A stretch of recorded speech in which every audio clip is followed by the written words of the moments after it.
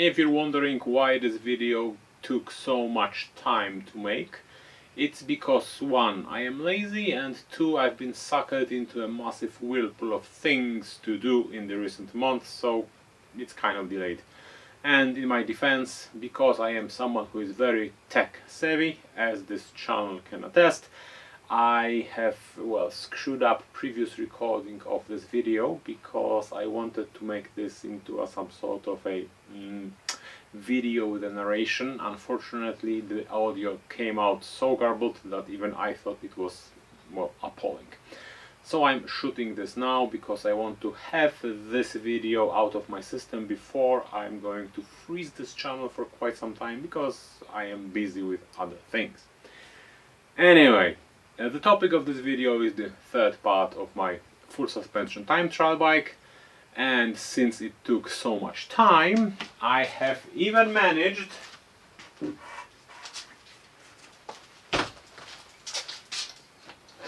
to make another bike in the same vein as the previous one. So even though I'm going to be using pieces of footage, and that's footage in the absolute meaning of this term, even though I'm going to be using footage from that bike, it's no longer existing. I gave it away, and I have this one, which I'm also not happy with, but we're going to discuss that later. And also, foreshadowing, since this thing exists, I obviously like the concept. Anyway, as you might have guessed, because I am very professional, I wrote myself a script, and because I want to get this video out of my system, you are now going to be treated to me dramatically reading this script in a single take, and you're going to be listening to every stutter and every, well, tongue twister I have written into this abomination. So, let's go. So here we are. For the duration of this video, blah blah blah blah, no, that's no longer relevant because the duration of this video is me trying to read the script. But essentially what I'm talking about here is that I'm going to be discussing my first impression. So, the bike was weird on the first contact, which is something you would expect. I had no prior experience with any sort of time trailing bikes, so it was kind of weird, and the bike itself was kind of, well, sort of, truly odd.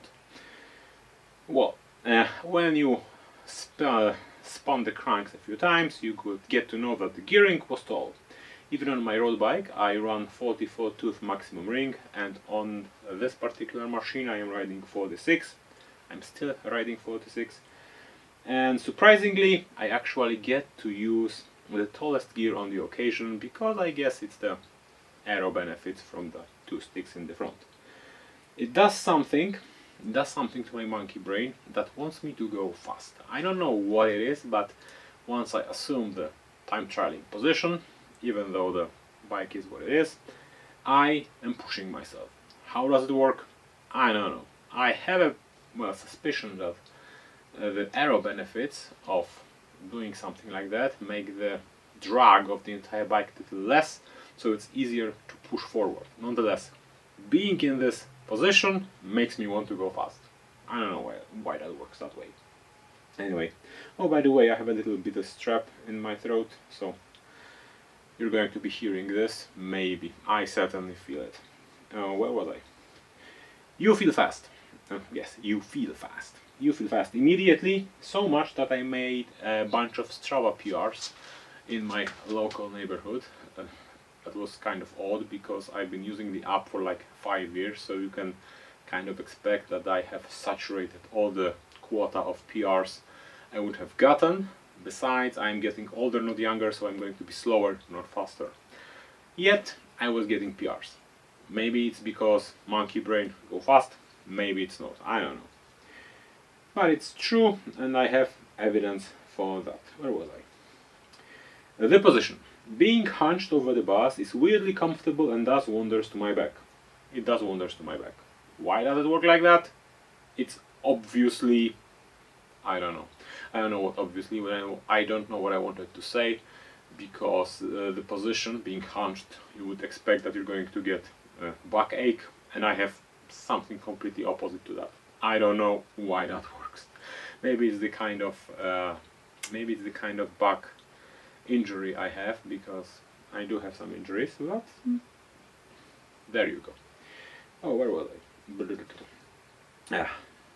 Oh, right, and not so much for my neck, because my neck is kind of tired, my lower back is nicely relaxed. And I can say that from this point onward, or from this point in time, I have spent, I don't know, about 50 hours on this bike already, because for the last 2 months I've been doing the time trial loop I'm going to be discussing later almost every day. And the neck issue is no longer an issue. It still kind of wears you down, but it's not as much of a problem as it was when I was starting riding the bike. Where was I? Once again. Oh, right. In the video about the construction of the bike, or the design of the bike, the parts that went to the machine, I told you that the seat is very uncomfortable, but it's not an issue. It's not an issue because once you are on the time traveling position, pretty good deal of the weight of your body is resting on your elbows, and once you push pretty hard, your legs are going to be lifting you a little up, and that has this interesting side effect that you're not really sitting on the seat very hard. So even the seat is hard, and on this bike I don't have the seat that was on the previous one, so I'm actually talking about something that doesn't even happen anymore.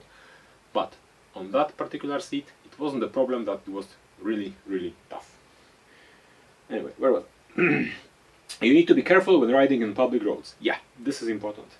This leaning position unfortunately has the side effect that all the controls, especially brakes, are somewhere else. So if you have some dicey situation because someone was moon driving, then you might have a pretty panic stop, and that's going to be pretty panicky panic stop, because you have to take your hands from the extensions to the levers of your brakes and start braking it. That's time, and time is of the essence when you are trying to avoid a collision.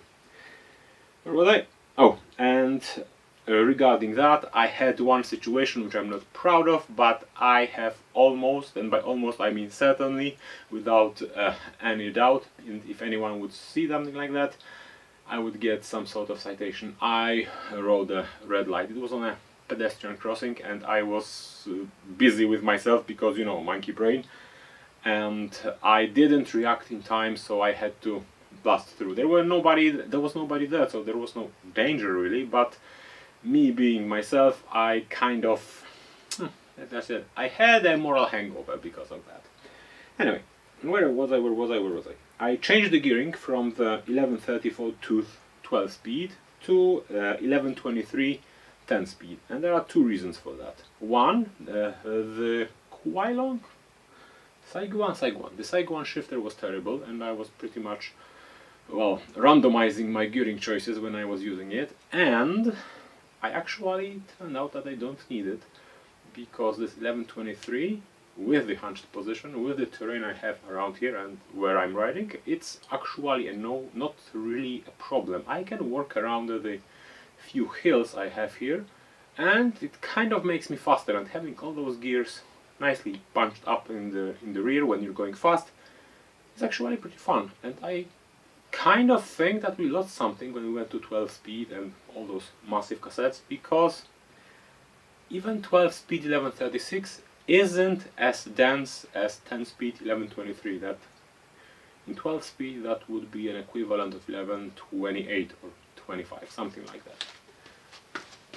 Anyway, oh, and I have to mention that this teeny tiny cassette and the big ring with no option to go to something lower looks actually pretty badass, but that's just my opinion.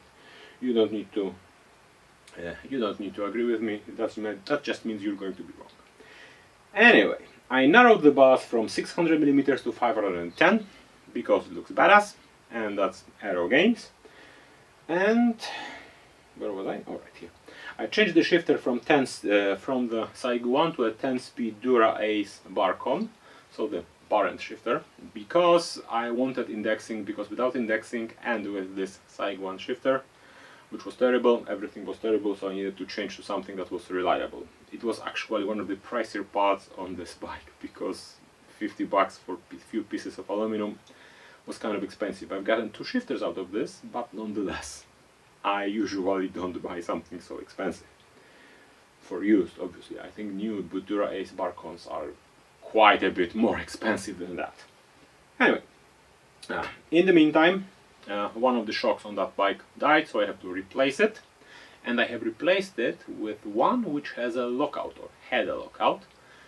And that lockout gave me absolutely no difference in times I had in the experiment I'm going to be discussing later.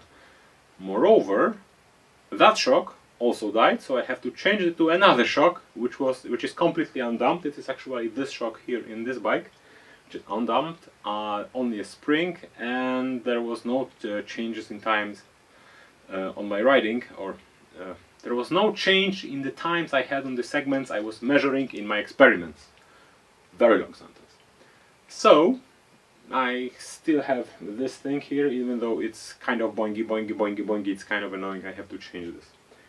Anyway, regarding the experiment I am foreshadowing now. Let us first set our expectations to a reasonable level. I am old and fat, and I don't train. Although nowadays I could even say that I am training, even because I've been riding my loop 3 or 4 times a week, and I am doing this with a rather hefty pace. Anyway, neither I own nor I plan. Neither I.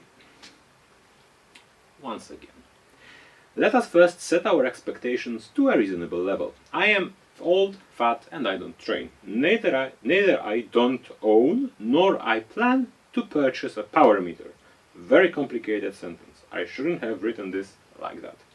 Anyway, unless someone comes up with a one that is in a flat pedal, because I want to be able to rotate it around all of my bikes, because I am flat pedal for life. Oh, and the reason is that it's pretty practical. I can take all of my bikes on with casual or sports clothing and go for a ride and not be bothered by specialist shoes in which I can or cannot walk depending on the type of pedal, and you know the drill. Anyway, my riding can be best called vigorous. Each run, and I've been doing runs, which I already told you, each run was about 50 kilometers long and took about 2 hours to complete. Clothing was casual, which is something like this. I don't know whether you could see this. As most of my runs I did after work as a part of my daily routine. It's kind of became more of my routine, because usually I just go around and ride about places without any purpose, just aimlessly wander about. Now I am actually doing something targeted. Training, if you may. Where was I? Sometimes there was a little wind, either to my rear or otherwise, but I had chosen the segments fairly shielded by some foliage to, at least to a certain degree, manage the wind conditions, obviously, because I am scientifical here. There are 5 pages of this. Better grab a brew, tea, something to eat. Maybe take a loved one. Write a comment. Writing a comment is pretty good. It's engagement. I already told you that I'm not going to be actually making more videos in the future, because I'm busy. And I am actually busy. Should I? No, I shouldn't. But you can write a comment there. Maybe I'm going to pick up this channel once again. Maybe I'm going to fix the audio or the visuals or both, maybe. Anyway, the bike I am comparing in Anachronix 2 is my road bike, which is an Anachronix concoction built on a cube touring frame with 32mm smooth tires and fenders. It has a fairly narrow bars, 600mm, and has this additional hand position, which was achieved with a classic bar extenders, which usually go to the end of your bar. And you probably are seeing the photo of this bike, but I have already changed that bike, so it also has these 3 extensions, because I like what they do to me. Anyway, I was doing my testing in the previous configuration. Alright. Also, for the record, the last 2 Last two records on the Anachronix I did with a locked shock, and it didn't seem to make any noticeable effect for or against doing so. It was a little nicer when climbing, but that was just about it. I don't think it made any noticeable difference. Maybe if I was doing some, I don't know, epic 2 kilometer uphill ride or something like that, there might have been a difference. On the few little bumps I have over here, there was really no benefit or no loss there. Alright, segment number 1 is 2.6 kilometers long, which is about a mile and a half. Starts with a healthy downhill, then there's a little bump and a smooth sailing to the end. Most of it is on a smooth tarmac. Generally it is all downhill, or I classify this as a downhill segment. I did 5 efforts on the segment, 5, this is 5. And sadly, on the last one my GPS, well, shat itself, and only 4 were recorded. I think that was only 4 on Anachronix and 5 on the road bike. On this segment, on average, I did 260 seconds on Anachronix and 286 seconds on my road bike, which is about 9% faster for the Anachronix. My best ever on this segment was on my road bike 5 years ago, which was 232 seconds, and I did it back in August 2018. I already told you. This places me 72nd place on this segment of about 2,600 people. Where was I? Alright. Segment number 2 is more interesting. It's more interesting. It's about 3.4 kilometers long, so it's a fairly long segment, not something overwhelming, but kind of it's there. You have to, well, sweat a little to have a good good score on it. It's 3.4 kilometers long, about 2 miles, and it's mostly uphill, with an average gradient of about 0.5%. I did 5 efforts. That's gonna kill me one day. I told you this is going to be a single take. If I'm going to die here, you're going to have a pretty spicy video for you, considering that someone would actually post it on the internet. Anyway, this is not a live stream, obviously. Do you hear my throat? Where was I? Segment number 2, blah, blah, blah, blah, blah. Alright. I did 5 efforts on both bikes, and on the Anachronix I managed to a healthy 333 seconds, something above 5 minutes, while on the road bike it was mere 345 seconds. So I was about 3% faster on the Anachronix. However, there's a twist. Firstly, on my third Anachronix effort, I was rather tired because that particular ride was longer than usual. It was 70 kilometers against 50 kilometers it would be taking usually. And on the fourth effort, on the Anachronix, I had to, well, allow people to cross the street, so I had to stop and then restart. And if it wasn't for that, that run would be one of the faster ones, but because of that, it's one of the slower ones. And I think you have a speed plot from that run on the screen right now. And if I don't, I need to edit it. I told you this is going to be single segment. My global standing on this segment is 285th out of 2,400, achieved in August 2019. You can see this, that my best efforts on both segments are 5 years ago, because I am old, fat, and I don't train. Anyway, segment number 3 is one of my favorites. It always was, because it is quite long. It's 6 kilometers, 6.1 kilometers to be precise, and an average grade of negative 0.1%. So you might think it is a downhill, but it's not, because it starts with a short downhill where you can get some momentum, and then it does not let go for over 5 kilometers. You have a consistent grade of about 0.2, 0.3%. Let's say 0.5% to sound a little bit more badass. But you get uphill non-stop all the way to the end. Where was I? Oh yeah. On Anachronix I managed to achieve 635 seconds over 5 efforts, and on the road bike I went to 669 seconds. So on the Anachronix I was about 5% faster. And as a little trivia, a few days later I'm sorry, I told you this is going to be a single take. A few days later on this bike, I think, I managed to get my best PR on that segment, and I sliced this to, if memory serves me, 615, 630, something like that. Let me get. Alright, my personal best was 589 when I was writing the script, and I sliced a further 12 seconds from that, so it's 575-ish. Which, considering old, fat, and not training, is actually pretty good. On average, I was about 7% faster on the Anachronix. I was 5% faster on the segment number 3, and on average I was about 7% faster on the Anachronix, which is huge, all things considered. On most rides, Strava even estimates my average power to be about 15 to 20 watts higher on the Anachronix than it does on my road bike. Yes, I am perfectly aware that Strava power estimations are almost useless, but they kind of tell you how fast you are going, because it's kind of a rate of your effort considering you comparing yourself to yourself. So if you're going to be using a different bike and you're slower, then you know that you are slower. It's kind of weird, but you can see that since you are a constant, so if Strava estimates you for the higher power, it's obviously you are faster. Does that make sense? I don't know. Where was I?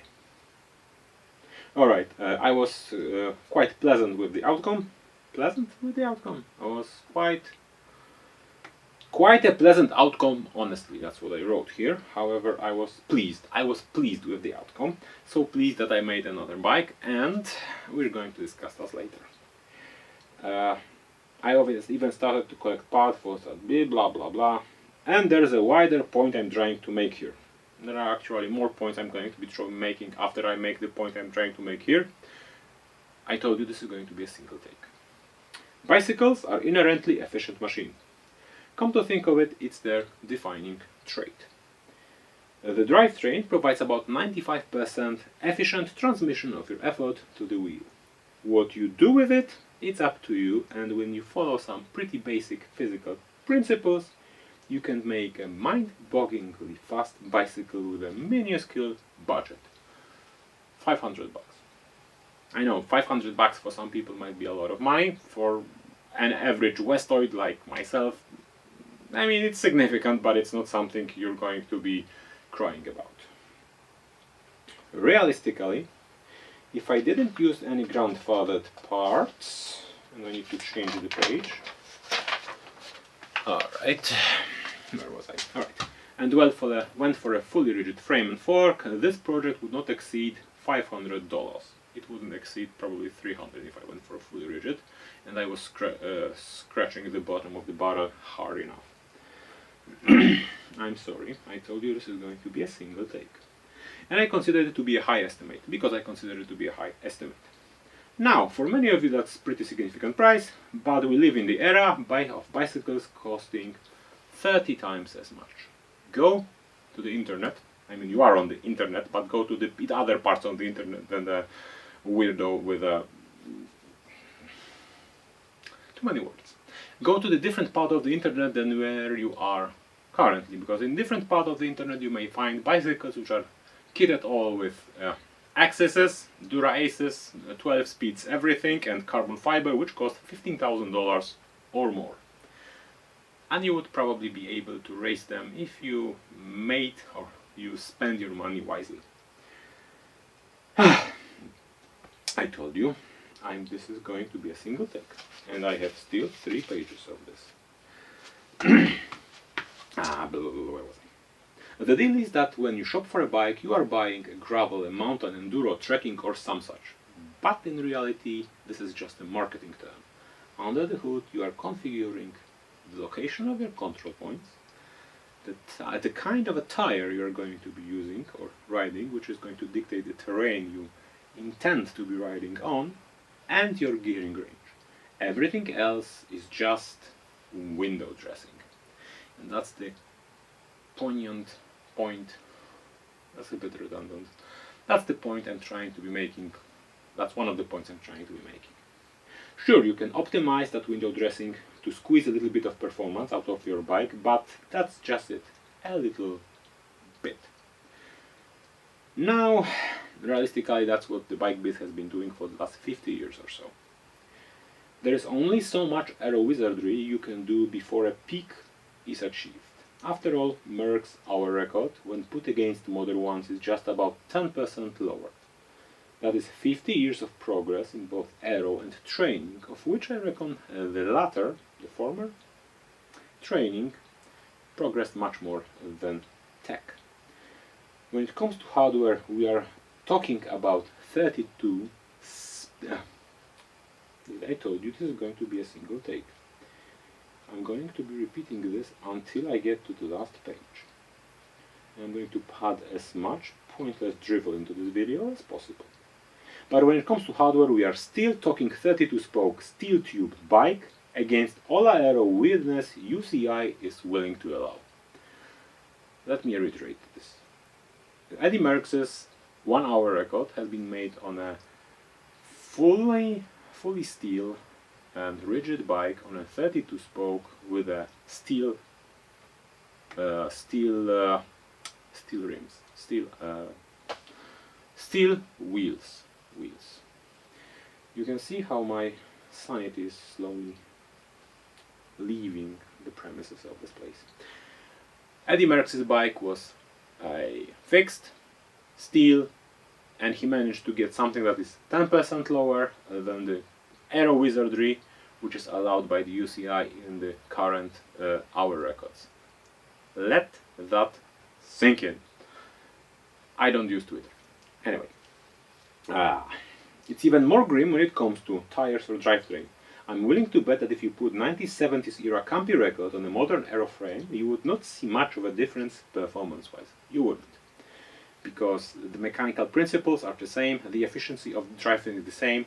The only thing you would actually get is maybe a little bit more of a gearing range or the precision, because you only have 5 or 6 cogs on that 1970s era drivetrain, and now you have 12, so you have more intermediate ratios, but the efficiency of the drivetrain is the same. And you get more, well, ergonomical or creature comforts with a modern bicycle. You don't have down tube shifters or something like that. You have drifters, you have electronic shifting, you have all the gizmos that make the bike a little bit more pleasant to use, but the efficiency wise, 1970s era record is going to be raised when put on a modern aeroframe. You would be pretty much the same as the... I think I made my point. I'm going to reiterating myself. I know that I told you that it's going to be long, but even I think that this is...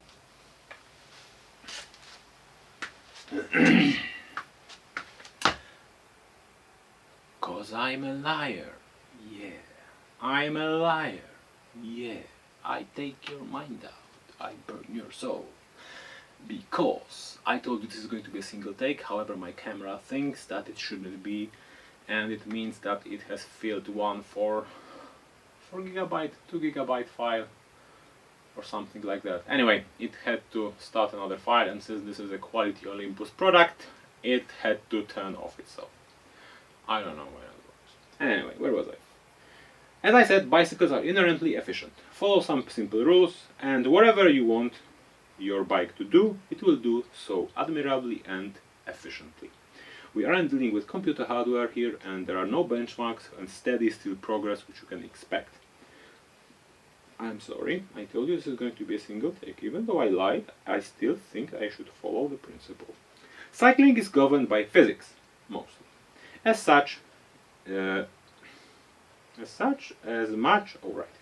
Cycling is governed by physics mostly, this has no proper grammar. Cycling is governed by physics. As much as road performance is concerned, the ceiling isn't all that high at all. This makes no sense. Cycling is governed by physics, and the ceiling that is imposed by physics isn't all that high, considering the available technical means you have for not that much money. Sounds much better. But all of this is sold... What? Wait. Oh, I'm... Alright. Remember, 2 sticks, 2 tires, and essentially boom, time trial bike. Pretty fast one. Considering old fat, you know the drill. There is a good There's a lot of good that can be said about modern equipment, not denying that. Including it allows you to squeeze a little bit more performance of that last 5% which you can't get from the older stuff. It's a bit more ergonomic, it's more mechanically refined, it definitely is. You get a lot more gearing range if you need it, if that's your thing. Levers, bars, whatnots are more ergonomically shaped, sometimes even more durable. Sometimes, obviously. But all of this is solved with an understandable? That makes no sense whatsoever. What do I want to say? Alright. All of this is solved with an implicit soft promise of performance. It's a magical word, which is conveniently never qualified. The press, the influencers, even the community will tout benefits or more bettering, which in my opinion creates a culture of elitism or exclusivity, or makes no sense to buy this thing because the other thing is more better, even though it's just a little bit more expensive, and you are spending money needlessly on things which are not going to benefit from, because you don't even going to be needing the hardware. You get my point. The problem I have with this is this underlying dishonesty of us to us. Right? That's why I said to you. Influencers, people, anyway. There exists a phenomenon called conspicuous consumption. In essence, we buy good things because it makes us feel good that we can buy good things. This is going to be pretty ironic in a minute, I tell you. We want others to see that we have those good things. You, me, everyone thinks better of people who have good things. Anecdote, a friend of mine recently told me that he is a frugal person, but because he's a businessman, he needs to have a good car because his customers think of him better when he's riding a good car. Humans gonna hum. Where was I? Except for some reason we have a hard time with being honest as to what we are doing. It is also why we predominantly upsell ourselves for higher grade sports equipment. Once again, I think everyone can relate to this. I did it, you did it, everyone else does it.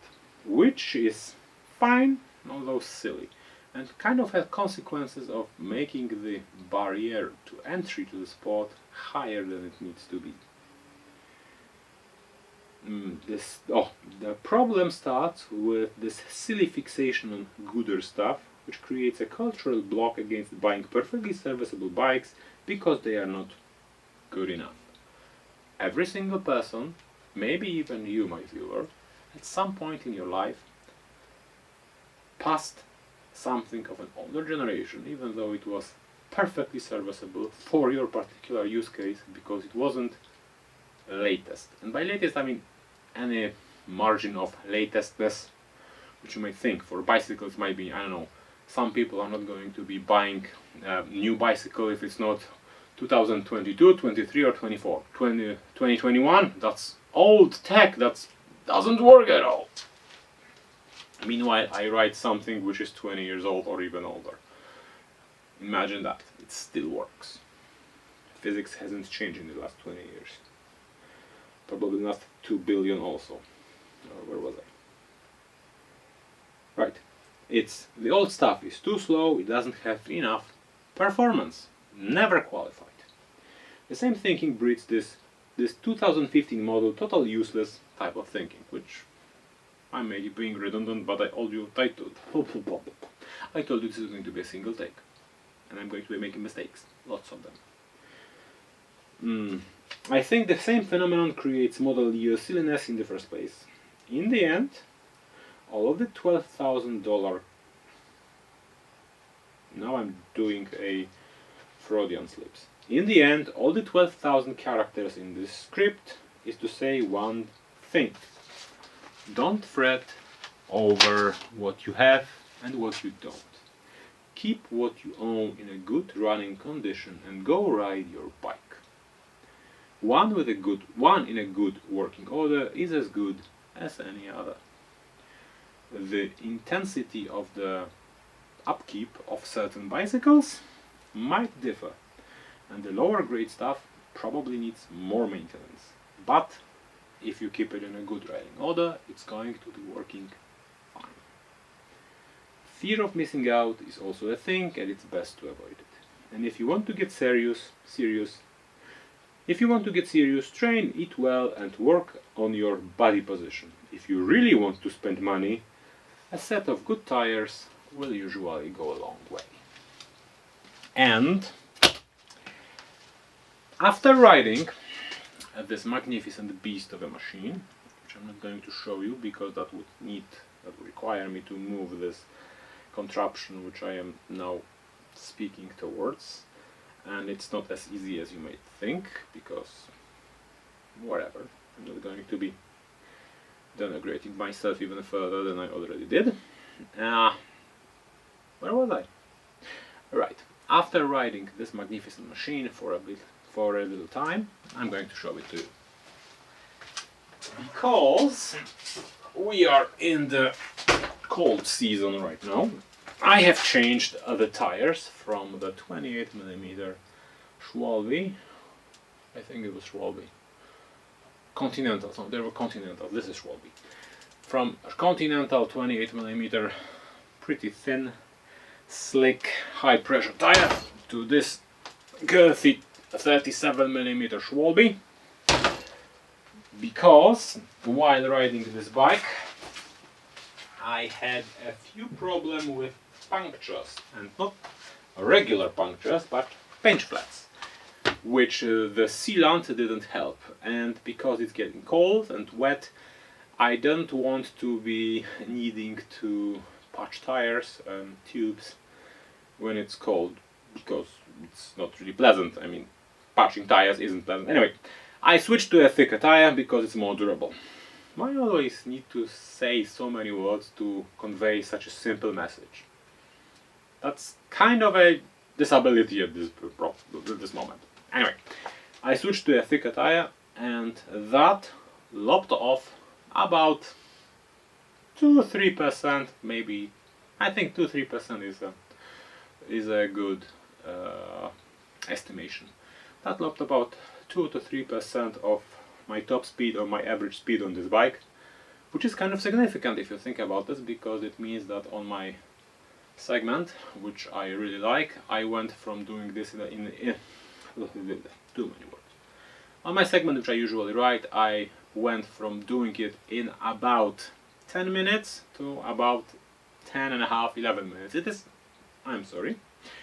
This is noticeable, and this drop in speed caused me to lose a little bit of that gotta go fast attitude, and this gave me a little different perspective of buying the good and faster thing, because even though in absolute terms, if I went for a full-blown time trial bike on this one and I wasn't really that much faster, like I was doing, I don't know, 10 minutes on that segment, I would be doing 9.5 minutes on average on that segment, then that would feel much more rewarding.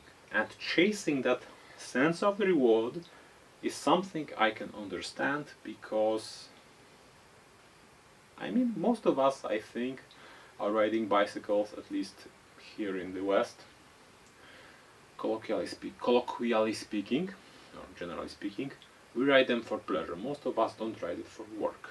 So getting a little bit more pleasure, if you have the disposable income, I can understand why someone would be able to drop tons of money on getting a little bit faster. Even that tiny bit would get a little bit more happiness of the thing. Anyway, as you already saw, I have switched to a different frame, and that's a slightly differently configured bicycle. I mostly moved most of the parts, but there are some minor differences, and I put quite some work into this frame, but I am not happy with this bike. And about the ironic thing, which I'm going to be paying for dearly, I bought this Santa Cruz super light frame. That's the name if you don't know. Super light. I think it's 2005. It is theoretically my size, so 22 inches. And I have a little issue with it. The issue is that it's a Santa Cruz, and I bought it because it's a Santa Cruz. It's a pretty high-end brand. Although whether it actually is high-end is something to be discussed. Whether its value might lie solely in its social proof. Anyway, I bought this because it's a Santa Cruz. So you can laugh at me for conspicuously consuming, and I'm not even happy with it because this frame is actually smaller than the one it was supposed to replace. And there I thought that Americans are, you know, big people, so they're going to be using big frames, and this is tiny. This is ridiculous, to be honest, considering its size. It has a top tube of 59 centimeters, which is something I think that extra small frames these days have this amount of top tube. So I'm probably going to be selling this one and trying to hunt something else, but I digress. Anyway, if I decide to do anything about it, you're not going to see it because I'm going to be busy with other things, but on and off chance I'm going to make some videos. All the 3 people who are listening to me rambling this part in this video, you are heroes, and you need some sort of acknowledgement of your deeds and of your bravery. I hope everyone who is listening to this particular part of this video is happy that they managed to see it. I hope you've been entertained, and I hope to see you on the next one.